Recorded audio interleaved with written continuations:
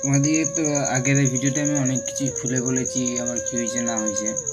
তো আবার বলি, তো অপারেশন হয়েছিলাম। তো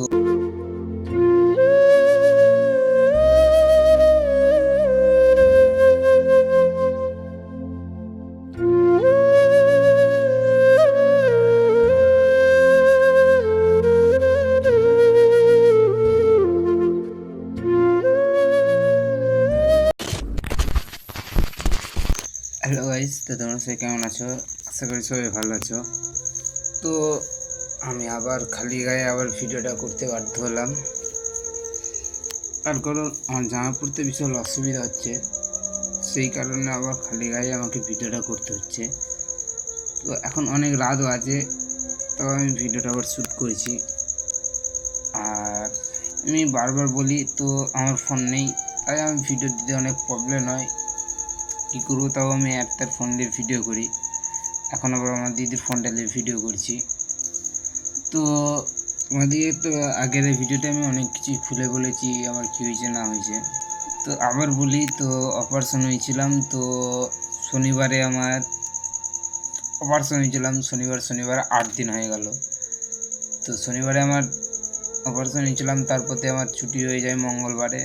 তো মঙ্গলবারে যখন ছুটি হয় তখন আমি ভেবেছিলাম যে এই শনিবারে আমার সেলাই কাটা হবে, মানে যেই শনিবার ভর্তি হয়েছি তো পরের শনিবারে আবার মঙ্গলবারে যখন ছুটি হয় তখন বলেছিল যে শনিবারে আসবে। তো আমি ভেবেছিলাম তো যে আমাকে সেলাই কাটার জন্যই হয়তো বলেছে যাওয়ার জন্যে। তো ভাবিনি যে ডাক্তারকে আবার দেখাবার জন্য। তো আমি গিয়েছিলাম হসপিটাল।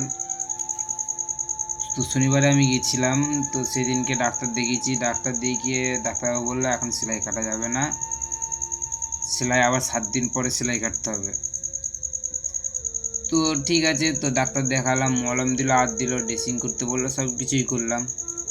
এই দেখো আমার এখন এই অবস্থা হয়ে রয়েছে, দেখতে হয়েছে গাইস, আমার এই অবস্থা হয়েছে। তোমরা কেউ খারাপ পেয়ে নেবে না। তো গাইস আমি এইটার কারণে আর কি আমি পড়তে পারি না, তা নাহলে আমি খালি গায়ে আমি ভিডিও করতে আমার ইচ্ছা যায় না।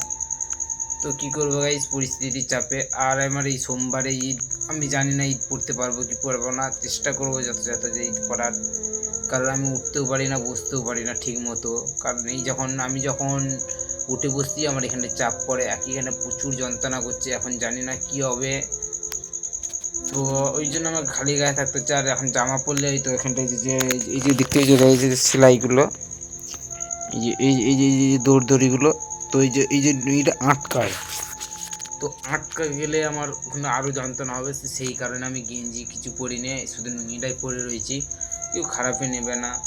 তো আমি সারাদিন ঘরে বসে থাকি, আমি কীভাবে যে দিন কাটাই তাই আমি নিজেই জানি। তোমরা যদি এরকম একটা ভিডিও দেখতে চাও যে আমি সারাদিন কীভাবে দিন কাটাই, তাই আমি ভিডিও নিয়ে আসবো। তো আমার এই দিদির ফোনটা এখন আমি ঘরেতে এসেছি, আমার মামা বাড়িতে ছিলাম, মামা বাড়ি থেকে আমি শনিবারেই হসপিটাল থেকে হয়ে ডাইরেক্ট আমাদের ঘরে চলে এসেছি গাড়ি ভাড়া করে।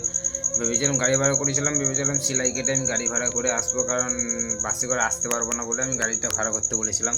তো গাড়ি ভাড়া করে আমি চলে এসেছি, সেলাই তো কাটা হয় না। তো আবার 7 দিন পরে মানে শুক্রবারে আবার সেলাই কাটা হবে, আমাকে ডাক্তারবাবু যেটা বললো। তো আমি জানি না কেমন হবে, ঘাটা এরকম অবস্থায় রয়েছে এখন।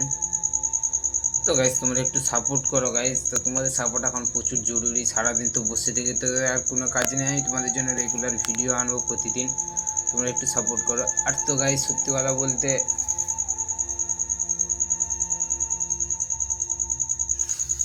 তোমাদের কিছু কথা বলারও ছিল, তো সবই বলবো আস্তে আস্তে। যেই কারণে আমার বাড়ি আসা, তো আমি এই কারণে বাড়ি আসছি না, আমি তো সব কিছু তোমাদেরকে সব খুলে বলবো, তোমাদের আমার জানানোর প্রয়োজন। তো গাইজ কান্নাটা করি সেটাও ওখানে লাগছে, তো তোমাদেরকে সব জানাবো আস্তে আস্তে। তো আমি আর কি বলবো বুঝতে পারিনি। এখন রাত বাজে 12টা, 12:30 বাজে। তো এখন ভিডিও বানাচ্ছি, আমার দিদির কাছ থেকে ফোনটা নিয়ে রেখে দিয়েছি। তো তোমাদেরকে সত্যি কথাটা বলতেই হবে গাইস, তো আমি যাকে ভালোবাসতাম সে আর বিয়ে দিয়ে দিয়েছে, বাড়ি থেকে জোরজবস্তি বিয়ে দিয়েছে না সে নিজে থেকে করেছে আমি কিছুই জানি না গাইস। জানানোর অনেক চেষ্টাও করেছি। আমি ঠিক ভালোভাবে কিছু বুঝতে পারছি না যে কী করে কী হয়েছে, তাই আমি তোমাদের কিছু বলতে পারছি না। তো আল্লাহ যেটা করে ভালোর জন্যই করে। তো আমি এসেছিলাম ওই টানে বাড়ি, কারণ আমার কাজ করতে একটু ভালো লাগছিল না আর কি। যেদিন ওর বিয়ে দেয় 11/3/2025, মানে 11/3 মানে মার্চ মাসে 11 তারিখে তার বিয়ে। আর আমাকে খবর দেয়, মানে আমি যাকে ভালোবাসতাম সে আমাকে খবর দেয় আর কি 10 তারিখে 11 তারিখে বিয়ে, কিন্তু 10 তারিখে আমাকে সে জানায়। সে বলছে কিনা সে কিছুই জানতো না, তো সব কিছু আমাকে খুলে খালে বললো যে এইরকম বিষয়। তো সে আমাকে বলেছিল আর কি যে তার বিয়ে হবে আর হবে, সব কিছু আমাকে খুলে বলেছিল। তো আমিও সব ভেবেছিলাম যে না, সে সত্যি সত্যি হয়তো সে বিয়ে করবে না, হয়তো সে আমার সাথেই থাকবে বলে এরকম করছে। কিন্তু 11 তারিখে সে আমি জানতে পারলাম যে তার বিয়ে হয়ে গেছে। বিয়ে হয়ে সে ডাইরেক্ট ওকে নিয়ে চলে গেছে।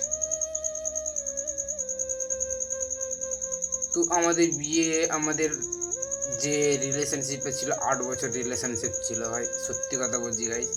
তো তোমাদেরকে সব কিছু আস্তে আস্তে জানাবো, এখন সব কিছু জানাতে পারছি না, একটু বিপদের মধ্যে রয়েছে, সেই কারণে আমি তোমাদেরকে সব কিছু খুলে বলবো। তো তোমরা আমাকে একটু সাপোর্ট করো গাইস।